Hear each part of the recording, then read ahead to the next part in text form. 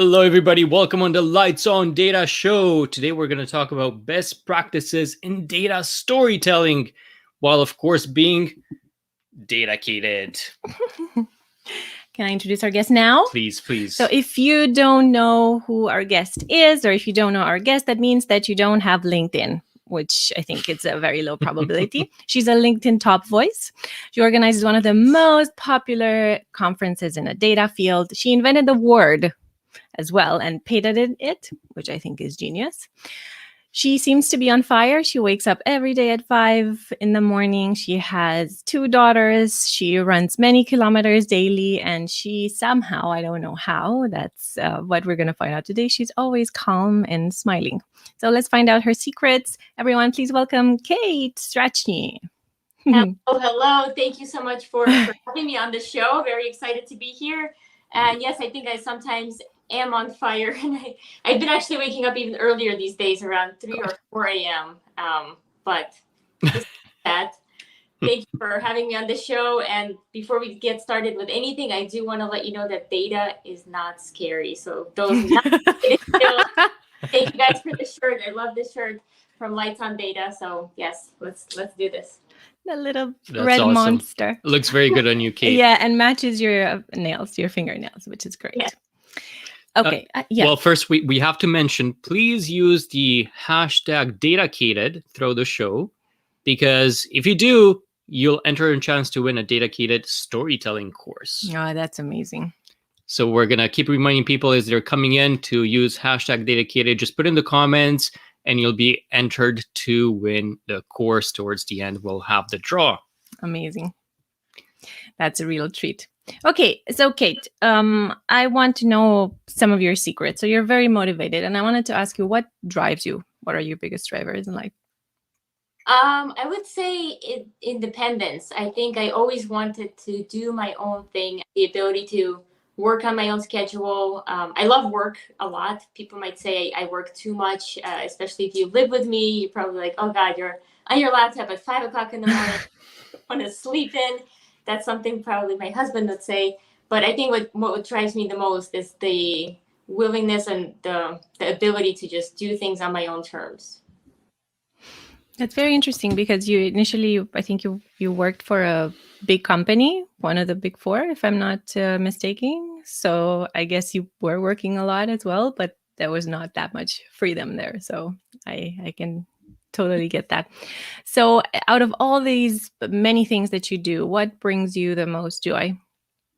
I actually think live streaming, even though it's one of the most difficult things and there's so much uncertainty, I do think that live streaming and talking to an audience is one of my favorite jobs. I feel like I have probably 30 different roles that I have to play in running the companies.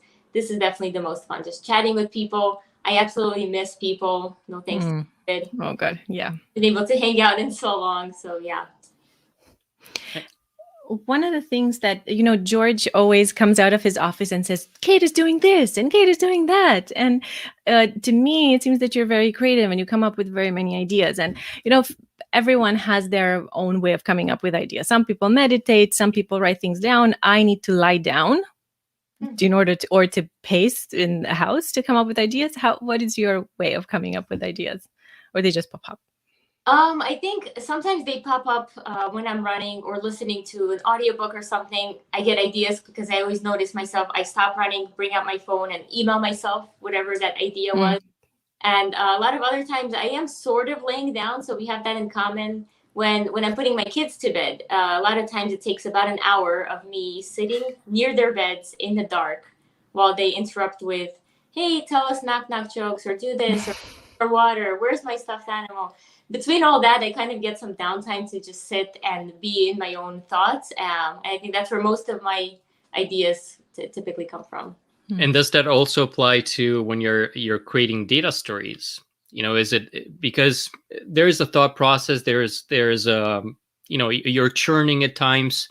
Does it always help to maybe take a break, come back to how you should formulate that data story? Yeah, absolutely. I think for data storytelling, it's a little bit more intentional because a lot of times the story is being told to a specific audience. So it takes a little bit more thought and planning and intent when I'm doing data storytelling versus when I'm coming up with new ideas or things to do with my business. Because it all starts with, understanding your audience. What do they actually care about? What keeps them up at night? What questions do they want answered, or how do they get their data? And happy to talk about all things data storytelling whenever you're ready. Do you then have a go-to best practice that you always apply in data stories? And I don't want to put words in your mouth, is understanding your audience maybe the first step that you have to undertake? Yes, clearly, it's always the first step.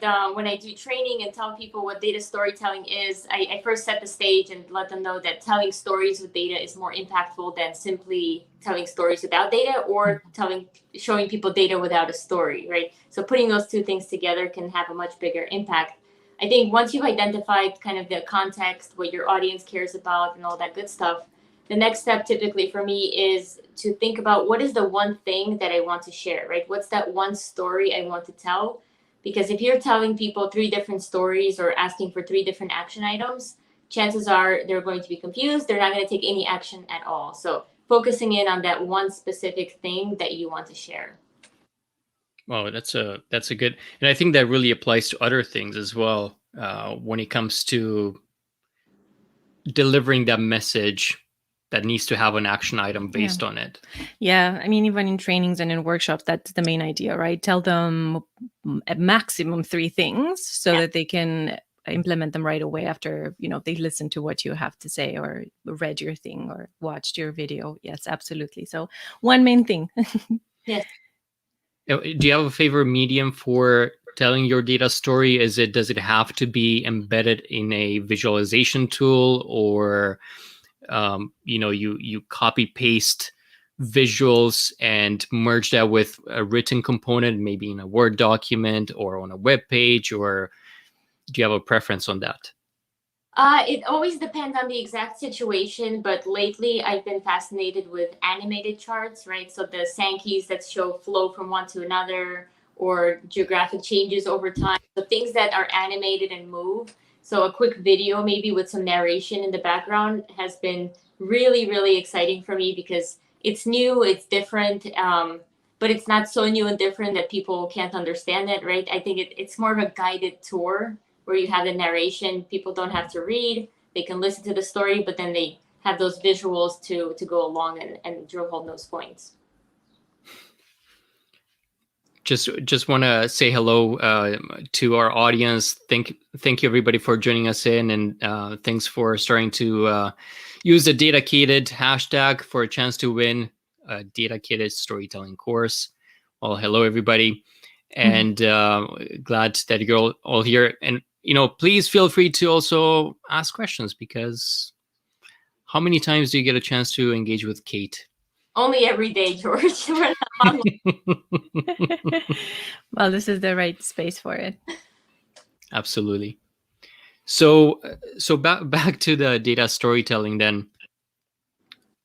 Do you think then a data story should always have a visual? No, absolutely not. A lot of times, the first thing I ask people before they start selecting their charts or graphs is, do you even need a chart or graph? Sometimes it's great to back up your data or your story with visuals, but oftentimes you could just have maybe a large number. For example, if your sales are down 18% and you were never supposed to go down below 10% or something, you could just write that as a statement and put that 18% in really big numbers. And that could have a bigger impact than even just showing a trend. So you definitely have to play it by, specific to the situation and see if it's even necessary. One of the things that I wonder sometimes is, how do I choose the best way of showing it? And I know this is the biggest question, but do you have any suggestions there? Yes. Do we have 18 hours to speak right now? Or So I actually have something called the Datacated Chart Selector Guide, which is a 30-page PDF that's freely available on the website. But essentially, it starts out with a 1-page that shows you all the different charts and graphs that you can create. And it lets you know when to use each chart, right? So things like if you're looking at categories and how their values are changing, you can use a bar chart. Or if you wanted to show trends over a period of time, you can use line graphs. And again, it gives you some perspective as to when to use each chart. And then there's a page for each of those charts and graphs that provides some best practices.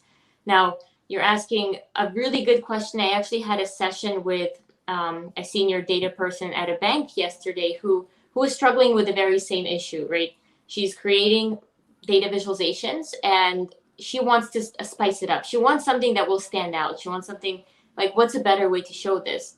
And the tricky part is if you're using Excel, Tableau, Click, Power BI, Sisense, any TIBCO, any of those software, they provide you with some defaults. And they're basically the system trying to take a guess at what is the best way, right? The system takes a good enough guess, but a lot of times it takes us as kind of the storytellers, the designers, the data analysts, data scientists. It's on us to think about, is this the best way to show this data? And the way you kind of start to get a handle on what's the best way is looking at other effective charts and graphs. So even Googling something like best way to show, population growth over time. And you go to Google Images. That's literally how I learned years ago, is looking at all these really creative charts and graphs and just trying to understand what are some really interesting ways to do this and being inspired by that. Can you show the?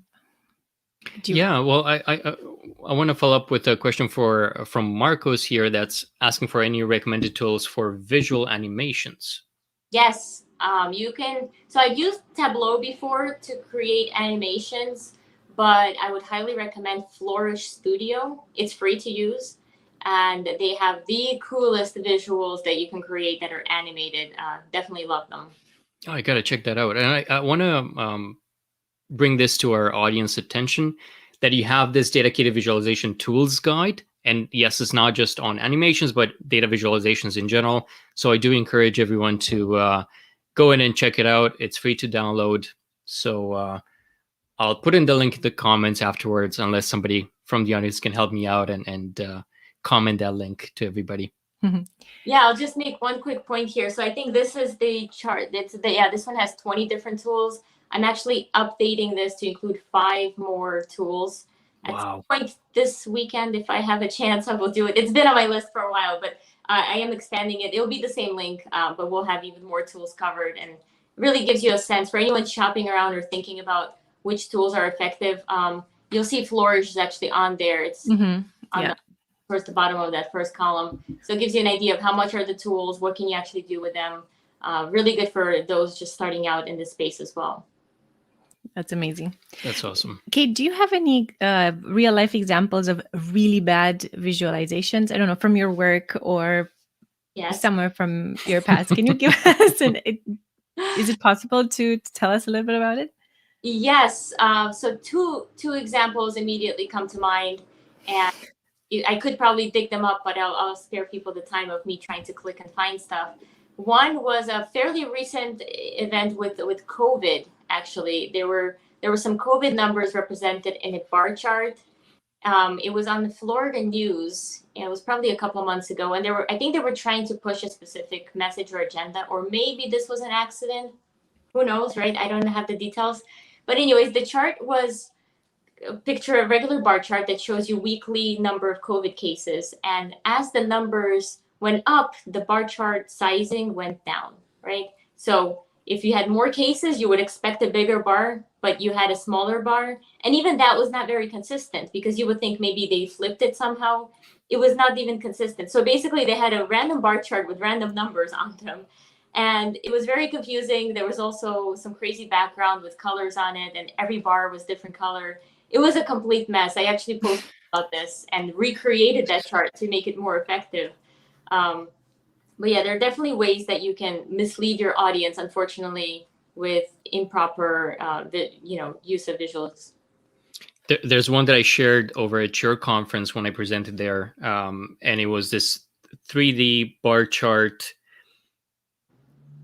It was something on banana imports, exports, lots of colors, and the banana wallpaper, which kind of was the cherry on the top of the cake. Yeah. It was just a lot of stuff going on. they belong in the Hall of Fame of terrible data visualizations, unfortunately. And again, might have not even been, intentional. Maybe the people who were designing thought that they were doing a great job, because that's one battle I think we have to kind of go through, is showing people that simple is typically better. Because the more confusing and the more colorful you make your visualization, it might be attention grabbing, because clearly that grabbed your attention, George. It's probably like, oh, look, bananas, right? But what does it even mean? So it all depends on the message you're trying to share. But I always think simple is always better. Absolutely.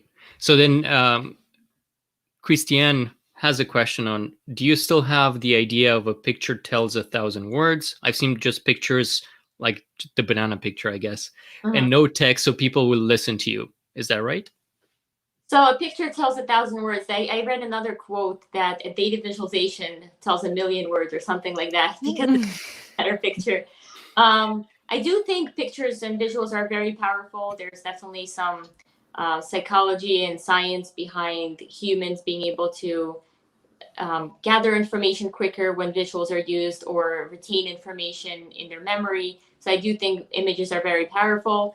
In terms of the statistics of how many words you can use to represent an image, I think it varies. I've definitely seen some simple images like abstract art where I have no words, so sometimes because I have no idea what I'm looking at. This one. But then I still find there are people that are not okay with just the image itself, and they require maybe some bullet point explanation or something to have in there. Maybe at least when it comes to the action items of them, okay, well, tell me what I need to do based on the information that you're giving me, type of a thing, right? So something in addition to that. Yeah, I think a clear title, a subtitle, and sometimes even annotations are very helpful, especially if you're working with an audience that prefers written text. Now they even have technology that you give them some data and they'll write a whole narrative for you. So that's been pretty interesting to observe. I was looking into that just this past week, thanks to you as well, and it sounds quite intriguing, and especially for some of the audience that we are working with. I know they seem to prefer that type of message delivery. So yeah, that's very, very interesting. Well, there's different type of learners, right? Some people need to read, some people are visual learners, some people need to experiment things themselves. So the listening. I think the listening, yeah. So I think the larger audience you cover when it comes to learning styles, I think the better your message is going to land. Diana is surprising me because she's quite a listener too. So whenever she wants me to explain her thing, she kind of just sits here on the couch, not looking at the screen. I'm a visual guy, so I need to look at the screen and see. And she's just listening to me talk, and I'm like, how can you get that just by listening to me? I don't get it. Maybe I'm just lazy. No. But I know there's this other software that it's more for accessibility purposes, but they're basically describing graphs. It's usually line graphs and bar graphs in terms of sounds. So they have the different pitch rising and lowering depending on the value of that bar graph or the line chart. So you kind of hear what that line graph would look like. That's actually very interesting. And I'll one up you even more. There's a new company I just spoke to recently that creates stories from your data and creates little videos with audio. So it doesn't even sound like a robot. It sounds like somebody's basically explaining the data to you. So you upload a file and then out comes these charts that you can see, but also it creates a short, maybe 1 or 2 minute video that says, well, this category has been trending up, and they'll just analyze the data for you. So data analysts, watch out, it's coming. Job security, all that. I think this is maybe also considerate for people that are blind and maybe that have an affinity for data. It would be so nice to be able to include them as well. Absolutely. So we have a question here from Kevin. How do you tell your story concisely when you do not have an opportunity to narrate? Narrate, I'm assuming by actually speaking to people, right? Because I would assume annotations could definitely help in that regard. Sometimes I see, Kevin, you mentioned bullet points. Those are also very effective if you have the 3 key takeaways like Diana said, number 3 is usually good for a number of takeaways. But yeah, annotations, and it depends on which software you're using. Sometimes you can have additional data points on hover, but I do believe that adding at least some text of what the main takeaway is, either in the title, the subtitle, or annotations, is really helpful, because we try really hard to create visuals that tell that story, but sometimes it's left to interpretation of the viewer, right? Even if I tell you or show you a picture, George, and then I show it to you, Diana, you might interpret it differently. You can, be attracted to a different color of the bar and remember that maybe, while George, you're looking at something else. So sometimes telling your audience exactly what you want them to get out of it is really good. It goes a long way, actually telling them what you want them to take away. So how do you feel? I feel there's two trains of thoughts on this. That one is you want to, in a way, pigeonhole people into coming to the conclusion that you want to drive, which is your conclusion. Yes, based on data, of course. And the other one is you're kind of presenting more of a blank slate there and having each one of your audience members kind of make up their mind as they wish to. Mm-hmm. Yes, I think it varies based on the types of stories, right? Because a lot of times, if we're telling stories in a presentation and we're trying to persuade our audience to take an action, we'll clearly say, here's the data, here's what you should focus on, look right here, we'll make it really bright for them, and we try to persuade them. In other times, when we want them to come to their own conclusions, I think we have to be a bit more neutral in terms of how we position things, annotate, or even the use of color. We have to be very conscious of how we do that. But again, it's very case by case dependent on our audience and the item of discussion.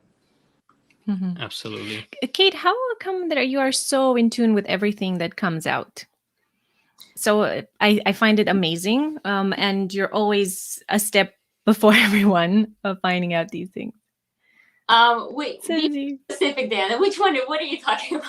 For example, the flourish thing, or the one with the tool that gives you a video, and that's what I mean. Okay. So you seem like an encyclopedia about all these tools and everything that comes out. I think it's because I truly love the space. Data visualization, data storytelling. For me, it's like Netflix and pizza for people, right? It's something I truly sounds good. It's something I can't get enough of. So I actively seek out conversations with these companies, and likewise, they also reach out to me if they have a cool new product that they want me to share, with the Datacated community. So a lot of times they reach out and say, hey, can I show you this cool new thing? And even though I'm extremely busy most of the time, I typically say yes, because I want to learn about all the cool stuff in this space. Actually, the other cool thing I saw in data visualization was my last trip in Canada, and in the beginning of 2020, there was an event, and it was all about immersive data visualization, where you put on these big 3D goggles, or I don't know how many dimensions, and you're kind of standing inside a spot where you can almost touch the scatter plot. Really, really cool stuff. So I think it's mainly comes down to my excitement about the field and my willingness to learn. Mm-hmm. I like having friends like you, Kate, because you do the research and then come out with the conclusions, which things are the best. And then I just use the ones that you recommend. I have another friend like this, and, she likes to do research on a lot of stuff. And then she just comes out with the conclusion. I said, perfect. You just saved me so many hours of research. So if you want to save some hours, thank you, Raymond, for posting this. Go to datacated.com/chart guide, and basically Kate did all that research for you. You don't need to spend the hours to do so, and you just download the chart guide. Thank you, Raymond. So speaking of exactly. pizza pies, yeah, what do you think of the pie chart? The pie chart, it's so delicious. So it definitely has some thoughts here briefly. So the pie chart gets some negative feedback from several in the data audience. But then when you speak to the business, they're like, why don't we throw some pie charts on here?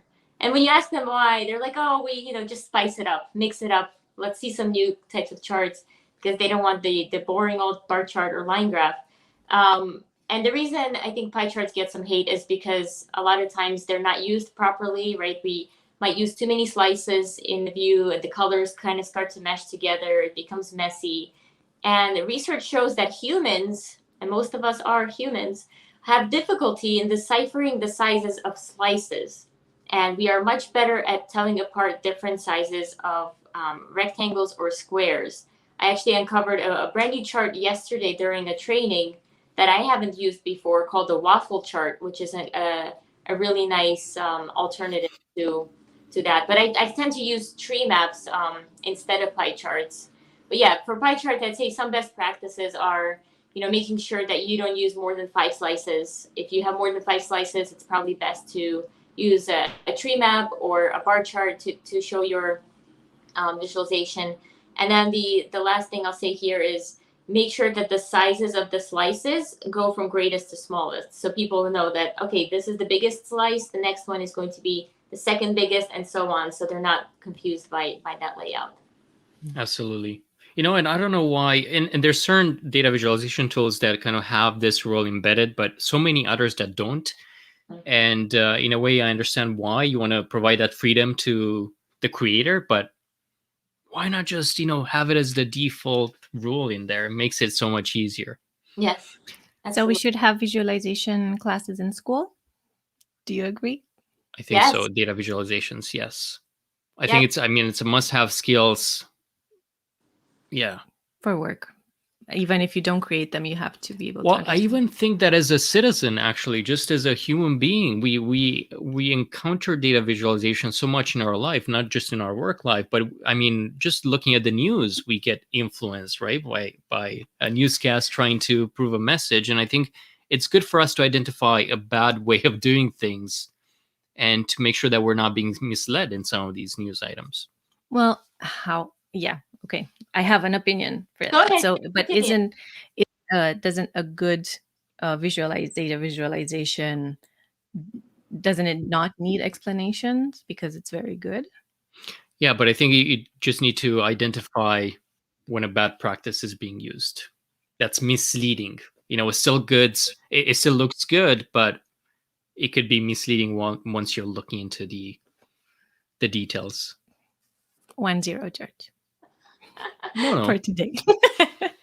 But what surprises me is they actually, I was attending my daughter's school when she was 3 to do a career day, right? My husband and I went, we both work with data, and our presentation was all about data visualization.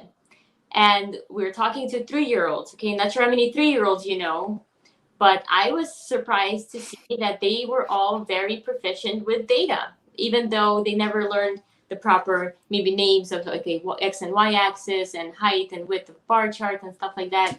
When we did our little presentation about what we do all day and work with data, we also incorporated this and created a bar chart.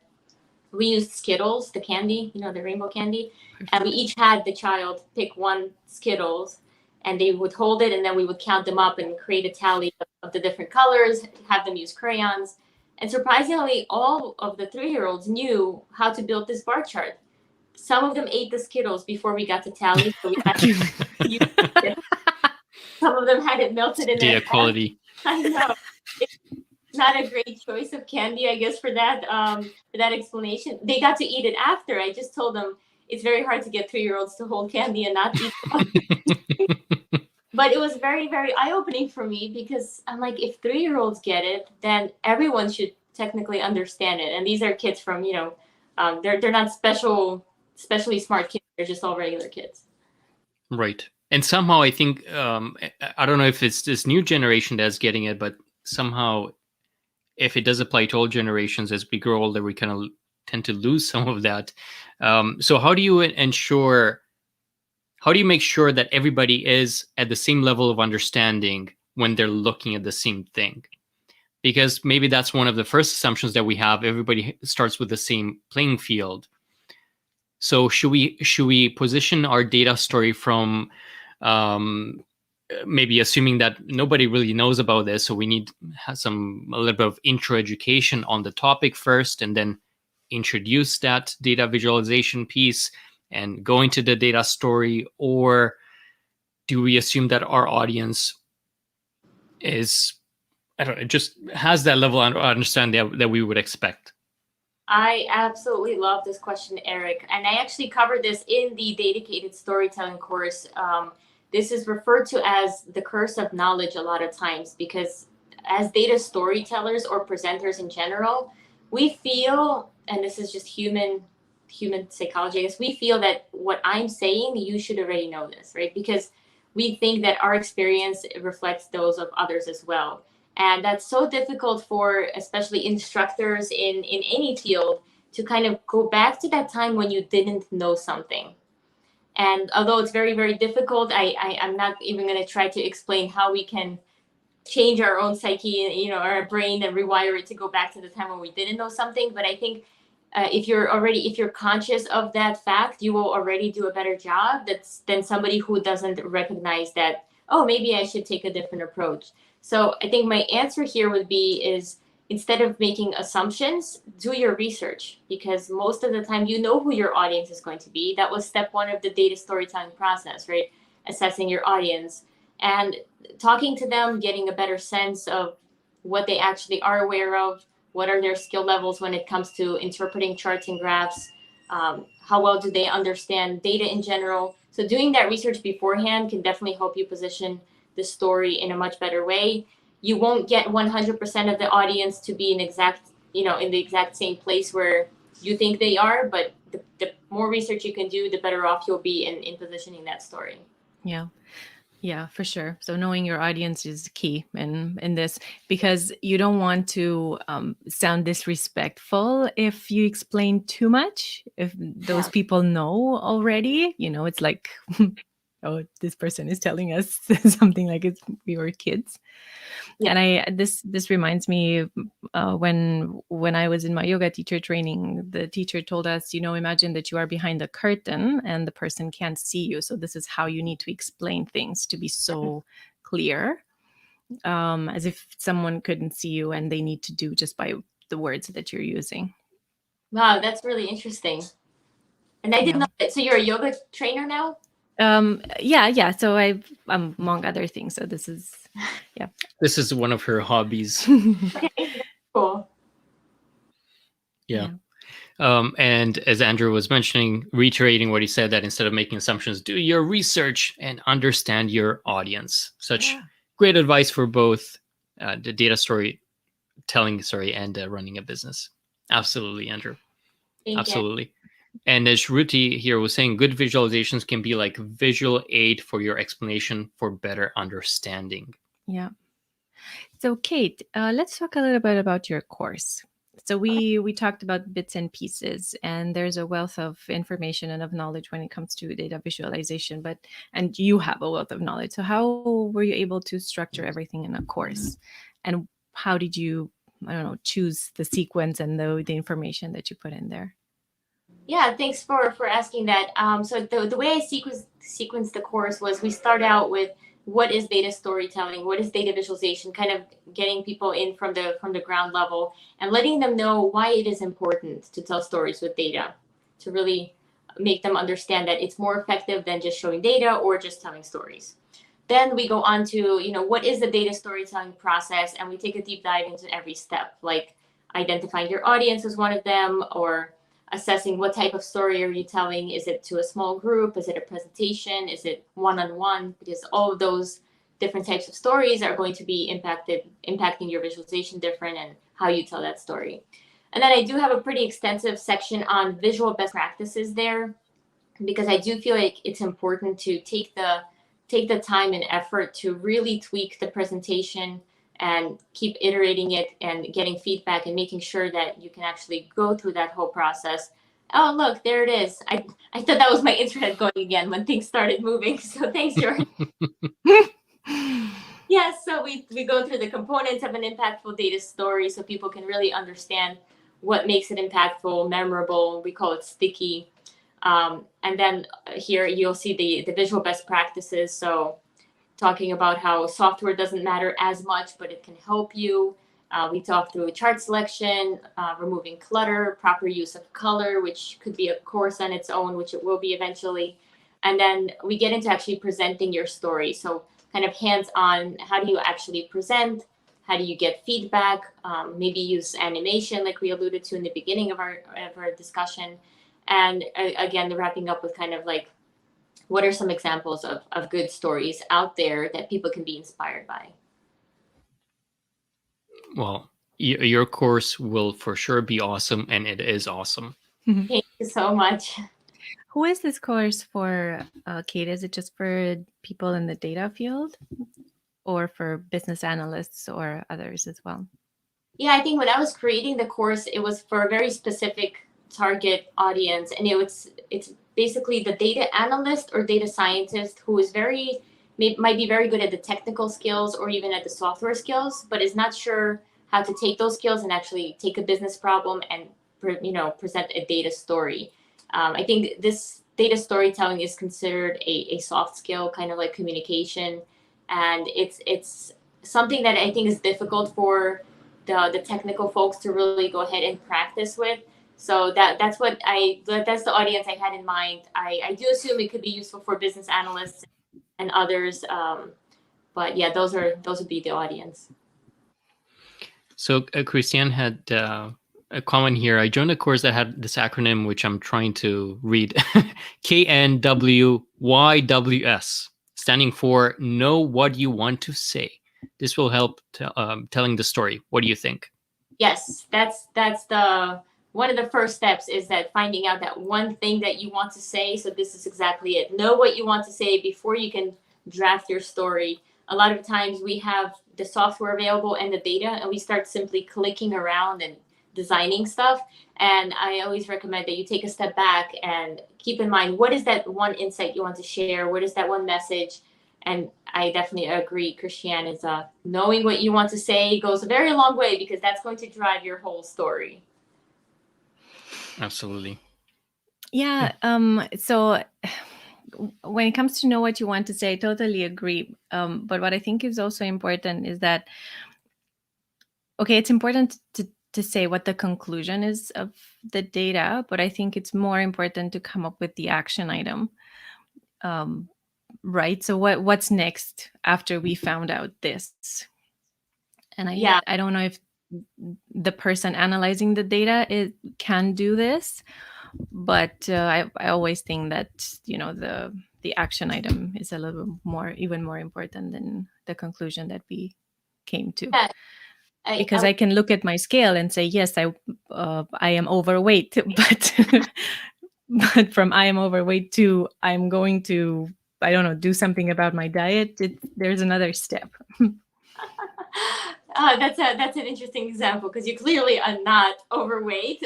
So yeah, I think the person who is designing the visualization might or might not be the best person who comes up with that action item. But I would say the person who's telling the data story likely is the right person to come up with that action item. Because, for example, if you're presenting a story where you need to hire more staff, like let's say I'm presenting to my manager and I need to hire more staff because our call center can't handle the number of people calling us.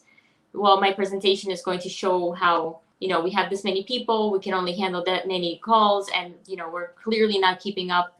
My recommendation on the bottom would probably be, or maybe even on top, we need more people, and here is why, right? So that would be the action item I would expect to be taken, is hire 2 more people so we can, go along the normal course of business.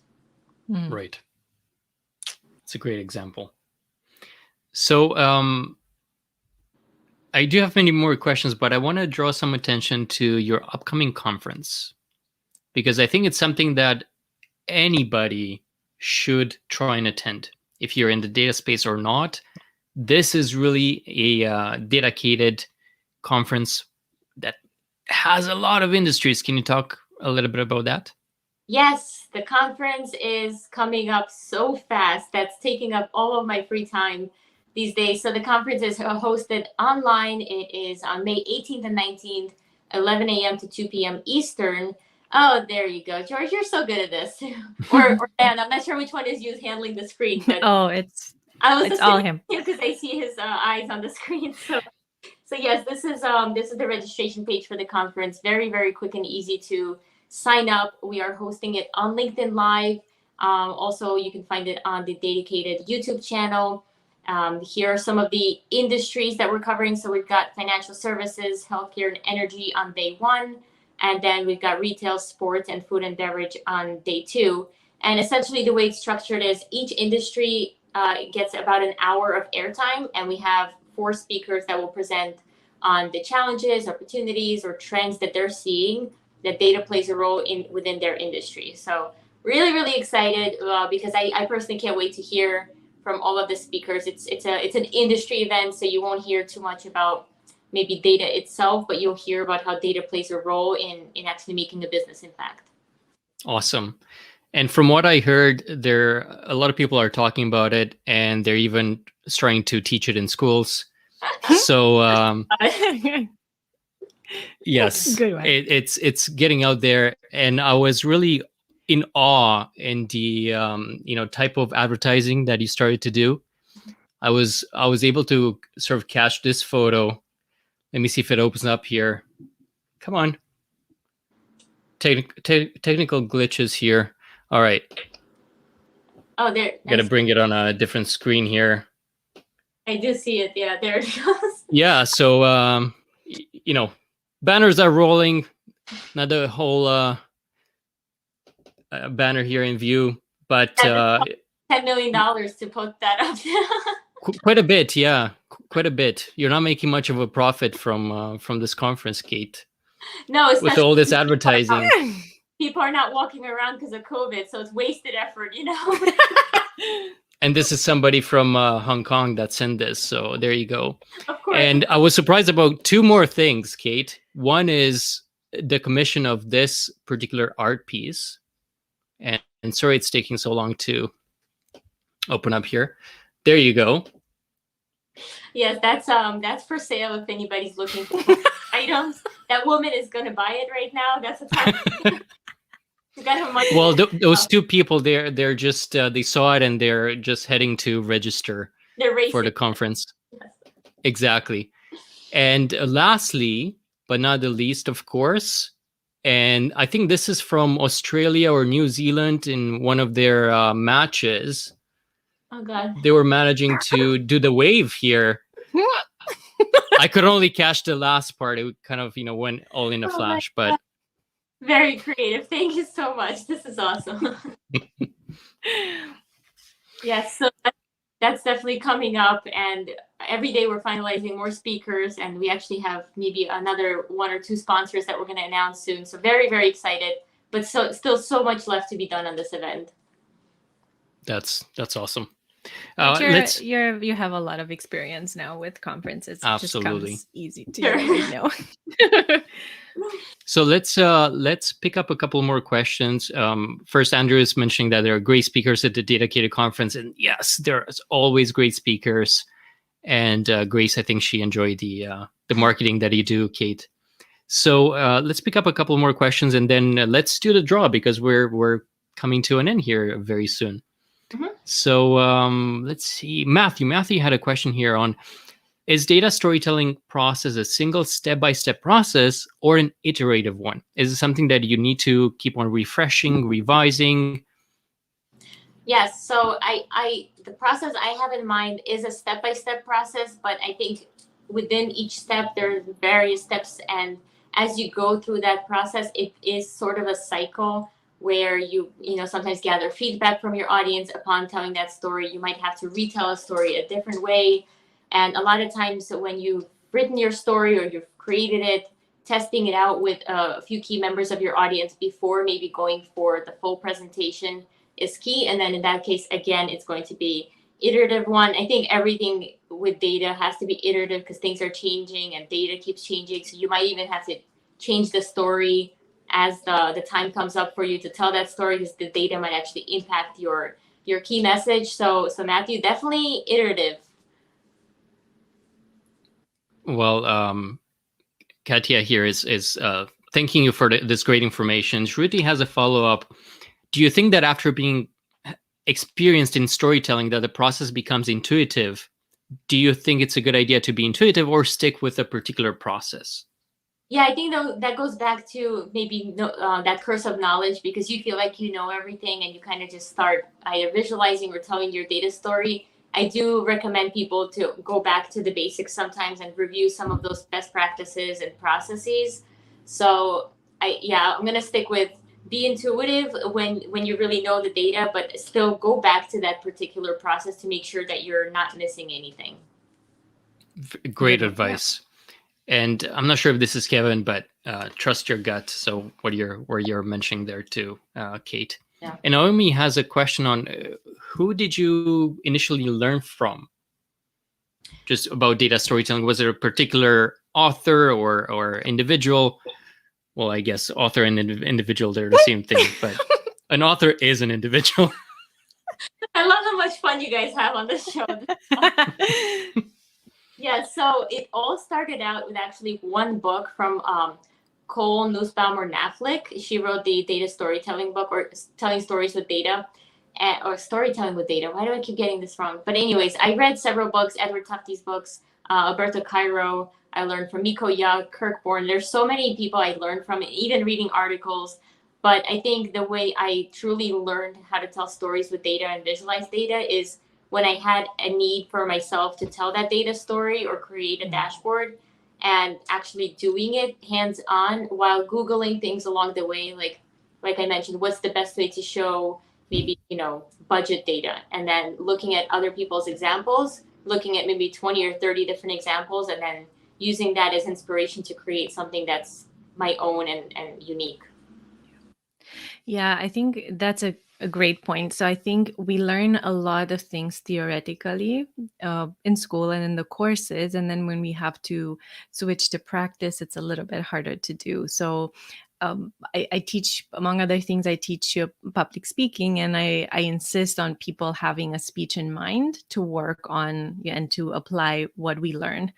And apply all these tools, because you can know them on a theoretical level, but unless you use them right away, I find that you won't integrate them properly. So I would say, and Kate, please correct me if I'm wrong, when you do a course or when you learn about or when you read about data, to have a data set with you or something in mind and to apply the things that you learn. Yes, absolutely. And that's something I teach in I do have other courses. So I have the series of data to dashboard courses that we have some available, and we're building some out. Basically takes you from never having built a dashboard with a specific tool to building a dashboard. But then at the end, you get an optional project with a different data set that allows you to apply everything you just learned on the new data set and basically try to see if you've mastered those skills. And if not, start the course over or go back to where you're lost and rewatch some of those sections. And that's one of the great things about your course, is that you can just retake it as many times as you want. And if you think you need a refresh, you can come back a year later even and just go through the lessons that you need a refresher on. Yep. Absolutely. All right. So let's go on with the draw then. Don't forget, if you have your last chance here, to use the hashtag Datacated to win the Datacated storytelling course that we went over. And now that we have all these entries, let me just share my screen here. And this is a tool that Kate researched again, and she taught me no surprise this here. a couple of days ago on how to use it. So it was so much fun when I used it, because it's fun for giveaways. Yeah. All right. There you go. Who's it gonna be? I love the anticipation. I know, I love it. No, it's getting slower. Whoa! Oh, Naomi, congratulations! All right, let me make sure I don't forget that you are the winner. There you go. Bam. Perfect. And we'll follow up with you, or I guess Kate will follow up with you as to how you can claim your course. And Kate, I'll follow up with the details if you like. Okay. I have my last question for today, a heavy question. Can I ask it? Kate, yes. What is your legacy? What would you like to leave behind? My legacy, I think caring about the community, the data community, and making sure that I make a positive impact on the world. So I think that would be the overall legacy. I've not really thought too much about it. I think I'm never going away, so that would probably be it. That's a great legacy to have.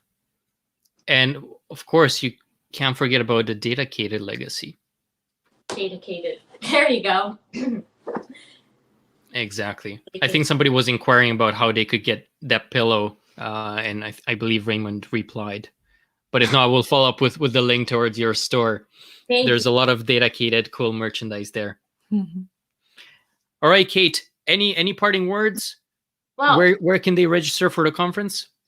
Yes, absolutely. So datacated.com/conference, or just go to datacated.com. You can sign up for the conference. Always a pleasure to chat with you both. I always have so much fun, and I feed off your energy because you clearly have so much fun on this show. So it's always a pleasure. Likewise. Yeah, it's so good to have you here, Kate. Thank you. All right, everybody. Well, have a great weekend ahead and stay Datacated. Stay dedicated. Woo! And data is not scary. Yay! It's not. So always put the lights on data. Ooh. All right, everybody. Bye. Have a great Bye, one. everyone. Thank Bye. you for being here. Bye.